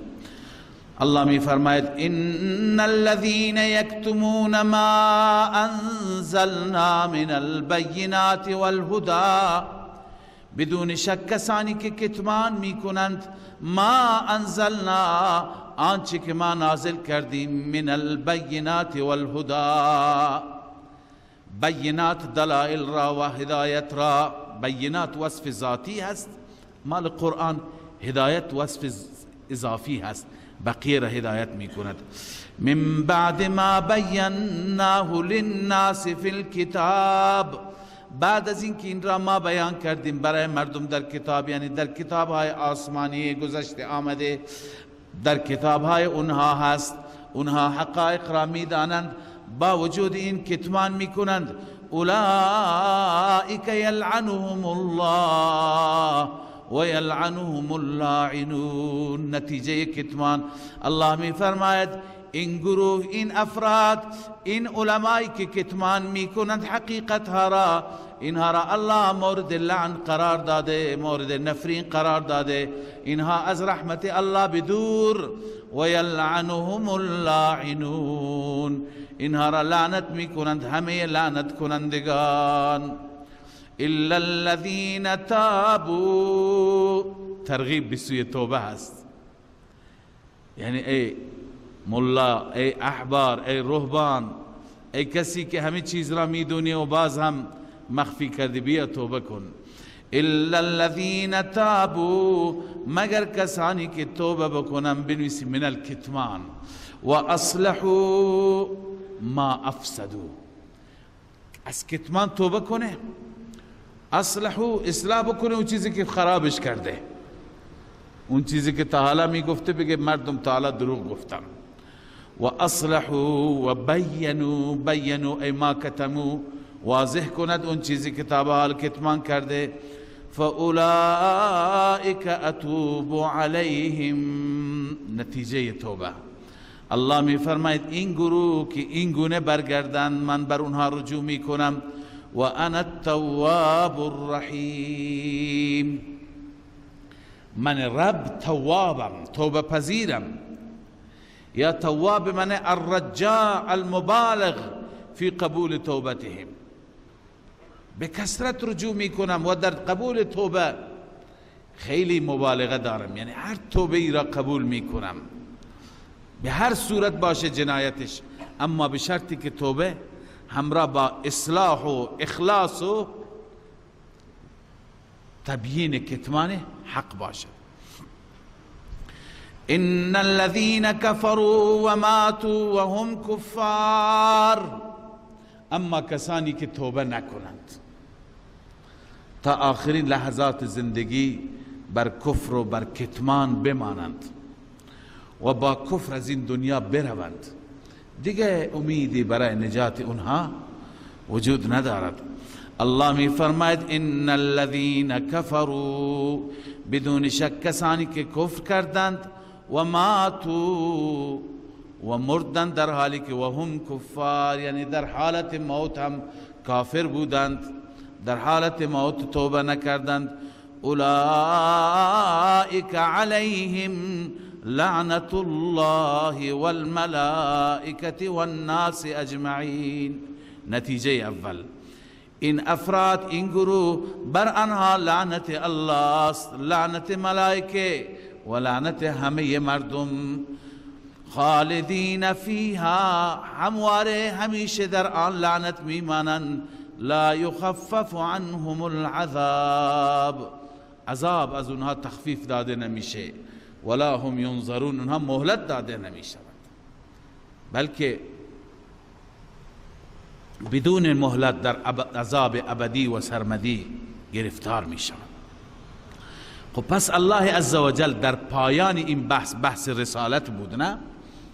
در پایان بحث رسالت ملاهایی که کتمان میکردند حق را، واقعیت را میدونستند، باز هم نگفتن واقعیت ها درباره رسول الله، درباره تحویل قبله، درباره صفا و مروه، درباره همه مسائل کتمان کردن. الله اونها را ضمن اینکه بیم داد، تخویف بیان فرمود، ضمن این باز هم الله اونها را ترغیب داد به سوی توبه، برگردند توبه بکنند و حقیقت را به مردم بگویند. خب بحث رسالت که عرض کردم بخش بعد از توحید بود، تا اینجا تمام شد. و الهکم اله واحد اعاده مدعای سوره هست. عرض کردم این مدعا چند جا تکرار شده؟ 4 جا. این دومین جا هست. 4 جا در این سوره ادعای توحید فی الالوهیت است. علاوه از اون مباحث دیگه که یکی از اونها رسالت بود، امور انتظامیه، امور مصلحت، جهاد، انفاق. این 6 تا مبحث، هر 6 تا در این سوره هستند. اما توحید عمده هست، مهم است، محور است. 4 بار ذکر میشه. بعد از هر چند مسئله و چند مبحث توحید مجدد تکرار میشه. الله تعالی مجددا بیان میفرماید و الهکم اله واحد، معبود شما معبود یگانه هست. هر چیز را معبود قرار ندهید. هر سنگ را، هر قبر را، هر درخت را، هر شخصیت صالح را، هر نبی را، ولی را، ملک را، جن را، هیچ کسی را معبود قرار ندهید. لا اله الا هو، هیچ معبودی دیگر لایق پرستش، لایق عبادت نیست بجز او. اون ذاتی هست که الرحمن الرحیم، تمام نعمتها را بخشاینده او هست و مهربان هم او هست. در دنیا و آخرت هر چی که به شما عنایت فرموده او می فرماید. خب این الهکم اله واحد مدعا که بیان شد و اثبات شد، حال دلائلش ان فی خلق السماوات، این دلیل را شما قبلا خواندید، تکراری هست، ولی حاصل و نتیجه این هست که ببینید معبود کسی میتونه باشه که این قدرت، تصرف، اختیار کل را داشته باشد، به اصطلاح جدید بر تمام این گیتی مدیریت داشته باشد، همه چیز به دست او باشد، رتق و فتق به دست او باشد، بالا و پایین به دست او باشد. لذا الله می فرماید ان فی خلق السماوات والارض، همانا در پیدایش آسمان ها و زمین، و اختلاف اللیل والنهار. چند دلیل. اول آسمان ها و زمین را مطالعه بکن.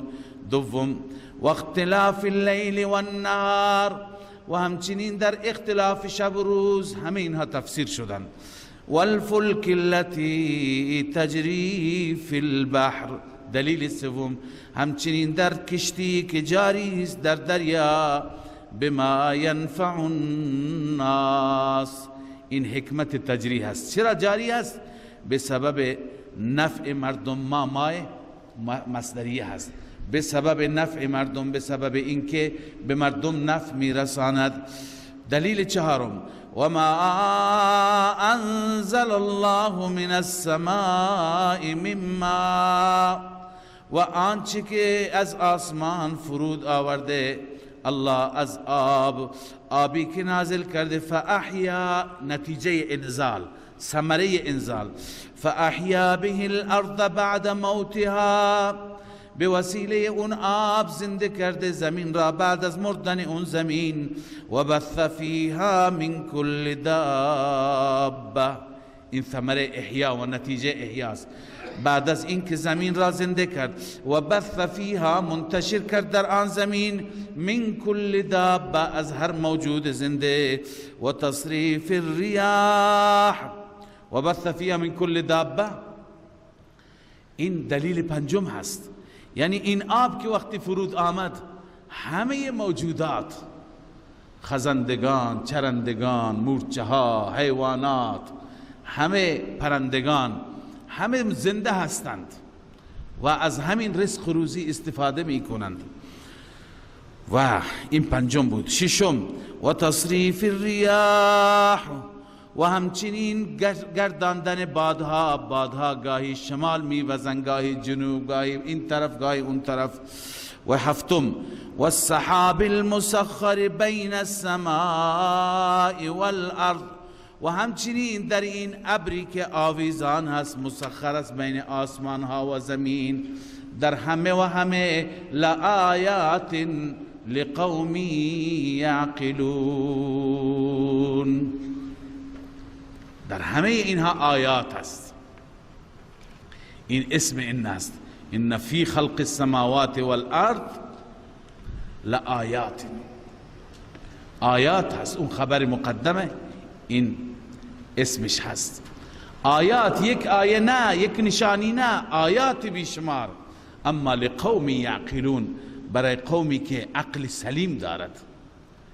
این یعقلون یا یتفکرون یا یتذکرون یا یدبرون، بار بار خدمت شما عرض کردم که این در واقع دعوت به تعقل است، دعوت به فکر کردن است. الله فرماید که شما بیندیشید، فکر کنید که الله چی دارد در این ملکوت السماوات والارض، چه حکمتهایی نهفته هست، چه اسراری گذاشته است. در هر یکی از اینها اینجا 7 تا ذکر شدند، ولی متاسفانه انسان ناسپاس، انسان ناشاکر، به جای اینکه این قدرت را می‌بیند، این نعمتها را می‌بیند، سر تسلیم فرود آورد، به جای کرنش کردن، به جای عبادت کردن، به جای تواضع، به جای فروتنی، دنبال دیگران افتاده، دنبال غیر الله هست، اینجا و اونجا سر میزند و سجده میکند و دعا میخواند و نظر و نیاز دارد. و من الناس، این سرزنش هست، زجر هست. الله میفرماید و من الناس من یتخذ، این همه نعمت ها میطلبد که ذره توجهمون را از خدا به سمت سوی دیگه نبریم. اما و من الناس من یتخذ من دون الله، بعضی از مردم آنهایی هستند که یتخذ من دون الله، میگیرند جز الله اندادن ای شرکا فی العبادت، غیر از الله دیگران را شریک در عبادت میگیرند. من دون الله عام هست، این تحریفه که بگیم من دون الله یعنی بت، هر چی که غیر از الله باشد من دون الله شامل او میشه. هر کسی که غیر از الله کسی را شریک خدا بگیرد، چه بتی باشد، چه سنگی، چه انسان صالحی، الله می فرماید که یحبونهم کحب الله، این تفصیل انداد است. چیکار میکنند؟ یحبونهم کحب الله، آنها را دوست دارند مثل حب الله، مثل دوستی الله. ای یعظمونهم کتعظیم الله، همان گونه که خدا را باید تعظیم کرد، اونها را تعظیم میکنند. ببینید قبلا خدمت شما هم عرض کردم که تمام افراط و عبادت غیر الله از چی ایجاد شده؟ از محبت که توش افراط است، محبتی که مرز داشته نباشد، حد داشته نباشد. انسان یکی از صالحین را دوست دارد، دوست داشته باشد. دوستی اولیاء خدا، دوستی انبیاء، اینا جزء ایمان ما هستند، اما یه حدی دارد، نه اینکه یحبونهم کحب الله، اونها را مثل خدا تعظیم کنیم. تعظیم ما برای خدا سجده هست، پس بیاییم اونها را هم سجده کنیم، این میشه عبادت. تعظیمی که در تعریف علامه ابن قیم رحمه الله عرض کردم که تعظیمی که برای خدا باشد و از طرف بنده نهایت تذلل و انقیاد باشد، این عبادت است. پس نباید محبت چنین باشد، محبت در حد هر یکی باشد، نه محبت چنان نباشد که به اونها جایگاه و صفات خدایی بدیم. یحبونهم كحب الله. اما خداوند تعریف میکنه از بندگان مخلص خودش، والذین آمنوا اشد حبا لله. اما آنانی که ایمان دارند، ایمان خالصانه مخلصانه، اشد حبا لله، از نظر حب برای الله حبشان بیشتر است.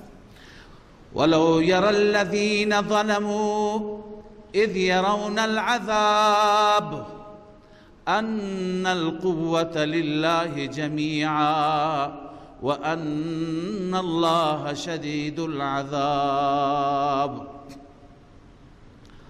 الله عز وجل می فرماید این افراد اگر عذاب ما را می دیدند این کار را نمی کردند. اینجا ببینید شرط ذکر جزا مقدره.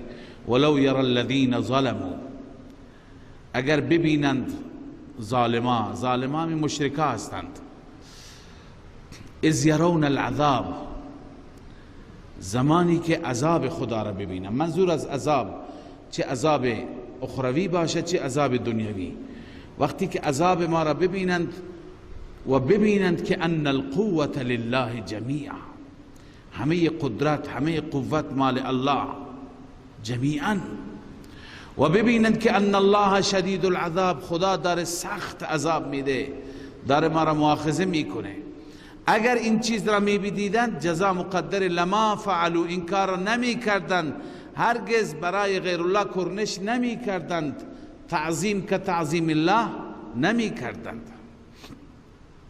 اذ تبرأ الذین اتبعوا، الله عز وجل تصویری از اون عذاب بیان می فرماید، نمونه و بخش کوچکی از اون عذاب بیان می فرماید. اذ تبرأ الذین اتبعوا، از نظر اعرابی و ترکیبی اذ تبرأ الذین بدل است از اذ یرون العذاب. پایین اذ یرون العذاب بنویسیم مبدل منه، اذ تبرأ الذین اتبعوا بدل. یعنی مشرکان ظالمان وقتی که عذاب را میبینند، آن زمانی را میبینند که اذ تبرأ الذین اتبعوا من الذین اتبعوا، زمانی که اظهار براءت میکنند، اظهار بیزاری میکنند متبوعین. الذین اتبعوا، متبوعین، رؤسای کفر، رؤسای شرک، پیشوایان انحرافی، زمانی که آنها اعلام براءت میکنند من الذین اتبعوا، از تابعین خودشان، از مریدان خودشان، و رأوا العذاب، این زمانی خواهد بود که هر دو گروه عذاب را میبینند، رأوا العذاب جمیعا، تابع و متبوع. و تقطعت بهم الاسباب، الله می فرماید تمام اسباب، تمام روابط قطع میشه بینشان. این دوستی و محبتی که در دنیا برای همدیگه سر می شکستند، در دنیا برای همدیگه شتر و گاو می کشتند، برای همدیگه هر نوع فداکاری داشتند، اونجا وقتی که شدائد را می بینند، حقائق را می بینند، از همدیگه اسباب یعنی تعلقات، روابط قطع میشه و تابعین، مریدان، فریب خوردگان اونجا چه تمنایی میکنند. الله میفرماید وقال الذین اتبعوا، آنهایی که تابع شدند، آنهایی که دنبال افتادند، آنها میگویند اونجا و تمنا میکنند لو ان لنا کرة فنتبرأ منهم کما تبرؤوا منا، اگر برای ما بازگشتی بود، کرتن ای رجعتن الى الدنیا، یک بار دیگه بازگشت می بود به سوی دنیا، فنتبرأ منهم، ما می رفتیم در دنیا از عبادت اینها بیزار می شدیم، کما تبرؤوا منا، همان گونه که امروز آنها از ما بیزار شدند، همان گونه که از ما تبری جستند. رب العالمین می فرماید کذالک یریهم الله اعمالهم، این چنین الله نشان میده به آنها اعمالشان را. اعمال چیه؟ همین عبادت الاوثان است، غیر الله پرستیه، ندای غیر خداست. در این دنیا برای خودشون تقربی میدانستند، برای خودشون بالاترین نیکی میدانستند، اونجا میبینند که این اعمال به درد نمیخورد. حسرات علیهم، ما نشان میدیم اونها را به منظور حسرت و افسوس بر اونها. خب آیا این تمنا، این آرزو که یک بار دیگه به دنیا بریم، آیا این باعث تخفیف میشه؟ اونها را از عذاب خدا نجات میده؟ الله می فرماید و ما هم بخارجین من النار، نیستند آنها نیستند که خارج بشند از آتش. ما هم بنیست تابع و متبوع، همه میمانند اونجا، ماندگار میشوند. پس این در رابطه با کسانی که به جای توحید، به جای یکتاپرستی دیگران را پرستش میکنند، از دیگران استمداد میطلبند، دیگران را تعظیم میکنند مثل تعظیم خدا، و دنبال رؤسای کفر و شرک و کسانی که گمراه کننده انسان ها هستند افتادند. اونجا میبینند الله تعالی میفرماید، اونجا میبینند که این گمراه کنندگان اونها چطور ازشون دوری میجویند، تبری میجویند. لذا الله عزوجل این نکات را بیان میفرماید که در همین دنیا انسان باید تجدید نظر بکند. یا ایها الناس کلوا مما فی الارض حلالا طیبا. در این سوره ضمن اینکه رد شرک فی التصرف هست، رد شرک فعلی هم هست. ما مبحث شرک فعلی را در مقدمه خواندیم، در مسئله اله خواندیم که شرک فعلی اینه که انسان محرمات الهی را حلال بداند، یا اونی که خدا حلال قرار داده محللات را انسان حرام بداند. این شرک فعلی هست. خدا تعالی محرماتی دارد، حرام خدا را باید حرام دانست، و اونی که خدا حلال قرار داده اون باید حلال دانست. خدمت شما این هم عرض کردم که هیچ کسی نمیتواند، هیچ ولی، هیچ نبی، هیچ فقیه، هیچ بزرگتری کوچکتری نمیتواند که در احکام الهی دخل و تصرف کند. چیزی که خدا حلال قرار داده بیاد اون حرام کند. رسول مکرم صلی الله علیه و سلم شربت عسل را بر خود نمیتونه حرام کنه، نمیتونه ممنوع بکنه خودش را. یا ایها النبی لما تحرم ما احل الله. پس اونی که خدا گفته حلال همون حلال، اونی که خدا گفته حرام اون حرام. هیچ چیزی را ما از سوی خودمون نمیتونیم حرام بکنیم، حلال بکنیم. اشکال این بدبختای قریش این بود که بسیاری از چیزها را که خدا حلال قرار داده بود، شتر یکی از پاکترین حیوانات است از نظر گوشت، شیر، پشم، سواری، همه استفادهش جایزه. اینا می گرفتند بحیره و وسیله و صائبه و حام ازش درست می کردند. یکی را پشمش را حرام می دانستند، یکی را سواریش را ممنوع می کردند، یکی دیگر گوشتش را می گفتند درست نیست، شیرش را درست نیست. لذا الله می فرماید که اینی که خدا حلال کرده تو حرام می کنی، خب شرک همینه. یا اونی که خدا حرام قرار داده اون حلال می دانست. هرچی که برای غیر خدا نامزد بشه، برای غیر خدا نامگذاری بشه، برای غیر خدا نذر بشه، برای غیر خدا مسما بشه، به نام غیر خدا کشته بشه، این حرام است. اونها این حلال می دانستند. پس شرک فعلی همینه. از اینجا به بعد تا چند آیه مبحث شرک فعلی هست. و قبلا خدمت شما عرض کردم 4 عنوان هست: تحریمات الله، تحریمات غیر الله، منظورات لله، منظورات غیر الله. الله می فرماید یا ایها الناس کلوا مما فی الارض حلالا طیبا. اینا تحریمات غیر الله هستند که اینا حلالند، حق نداری تو بر خود حرام کنی. ای مردم بخورید آنچه که در زمین است حلال و طیب، حلال و پاکیزه. ولا تتبعوا خطوات الشیطان، شما دنبال نکنید، پیروی نکنید از نقوش و آثار قدم شیطان، یعنی راهنمایی که شیطان برای شما میکند در امر تحلیل و تحریم، شما ازش تبعیت نکنید. چرا؟ انه لکم عدو مبین، بدون شک شیطان برای شما دشمن آشکار است، دشمن علنی و آشکاری هست. چرا از دشمن حرف شنوی داری، از دوست نداری؟ الله که دوست شماست. انما یأمرکم بالسوء والفحشاء، این اثر عداوت شیطان، یکی از اثرات عداوت که نشون میده که دشمن است. جز این نیست که شما را شیطان امر میکند بالسوء والفحشاء، بالسوء بدی و فحشا بی حیایی.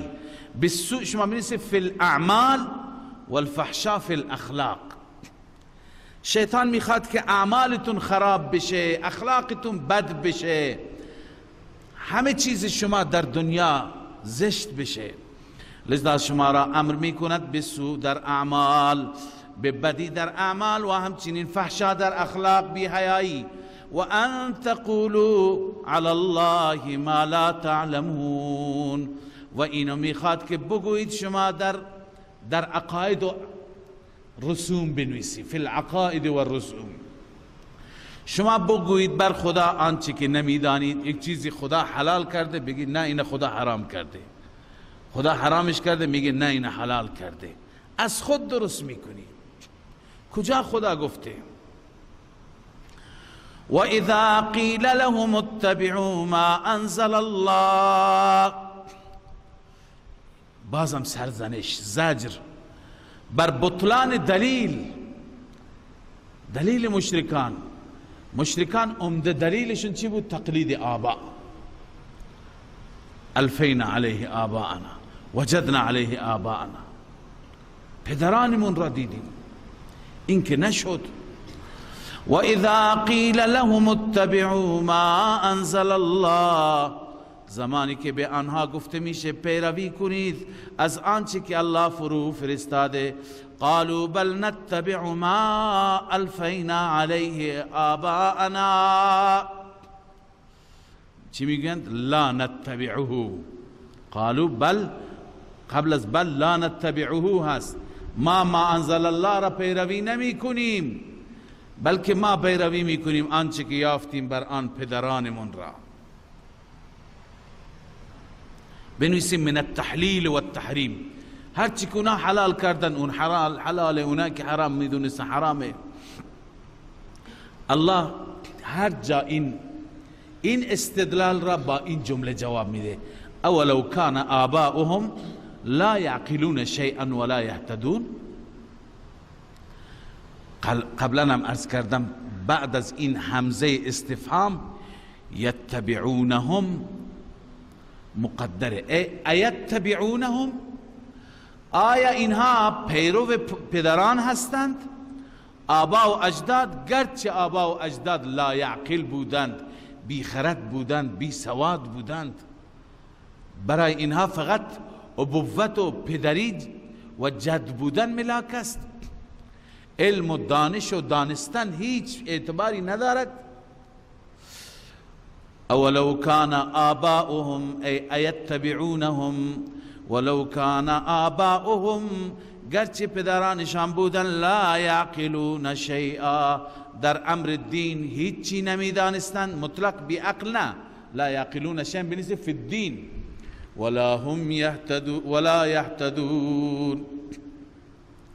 و بر هدایت نبودن، بنویسه الی کتاب سماوی، هیچ خبری از کتابهای آسمانی نداشتند، در امر دین هم دانشی، عقلی، خردی نداشتند. پس اینها آیا باز هم دنبال اون پدران می روند؟ و مثل الذین کفروا کمثل الذی ینعق. الله عز وجل مثالی بیان می فرماید برای سوء فهم مشرکان. خب پدران این گونه بودن، اینها هم این گونه هستند. وقتی که پدران مثل حیوان بودند، لا یعقلون لا یهتدون، چگونه از اونها تقلید می کنند؟ و مثل الذین کفروا، الله می فرماید بنویسیم مثال سوی فهم مشرکین. الله می فرماید مثال کسانی که کفر کردند، کمثل الذی ینعق، مثل اون کسی هست که ینعق، نعق میگویند این صدایی که چوپان دنبال حیوانات، دنبال بز و گوسفند، هر یک صدایی داره، همون هی هی که میکند، اون صدای مخصوصی که دارد، اون را نعق میگویند. خب اون حیوان، اون بهیمه، اون چارپا فقط صدا را میشنود، اما چیزی متوجه میشه؟ نمیشه. پس الله عزوجل میفرماید پدران اینها یا خود اینها در بیخردی اینند. و مثل الذین کفروا کمثل الذی ینعق، مثال کسانی که کفر کردند از نظر کیفیت عقل، دانش، مثل اون کسی است که ینعق بما لا يسمع الا دعاء و نداء. ینعق یعنی صدای پشت سر حیوانات. ابن جریر اینجا گفته عن مجاهد کمثل الذی ینعق، یعنی چه؟ مثل ضربه الله لمن يسمع ما يقال له. این مثالی هست خدا ذکر کرده برای کسی که میشنود بهش چی گفته میشه، اما ولا یعقل، نمیفهمد، درک نمی کند. کمثل البهیمة تسمع النعیق، چارپا گوسفند صدای نعق چوپان را میشنود، اما ولا تعقل، چیزی نمیفهمد. پس ینعق، مثل الذی ینعق اینجا تشبیه به چی هست؟ به حیوان است که حیوان اون صدای نعق را میشنود، اما بما لا يسمع الا دعاء و نداء، میشنود آنچه که ما را گفتن زائده، میشنود. مثل کسی است که ینعق، برای حیوان نعق میگوید، اما لا يسمع الا دعاء و نداء، نمیشنود مگر دعا و ندا، فقط فریاد، دیگه چیزی حالیش نمیشه. صم بکم عمی فهم لا یعقلون. الله می فرماید اینها مثل همون حیوان صمند، ناشنواند، بکمون، و اینها لالند، نمیتونن صحبت کنند، عمیون، نابیناند، فهم لا یعقلون. اینها قبلا خدمت شما عرض کردیم کنایه از این است که اینها از هدایت و از ایمان محرومند، اینها مهر جباریتن، ازشون گرفته شده. فهم لا یعقلون، آنها چیزی نمیفهمند، متوجه نیستند. صدق الله العظیم. بقیه بعد از زنگ تفریح ان شاء الله.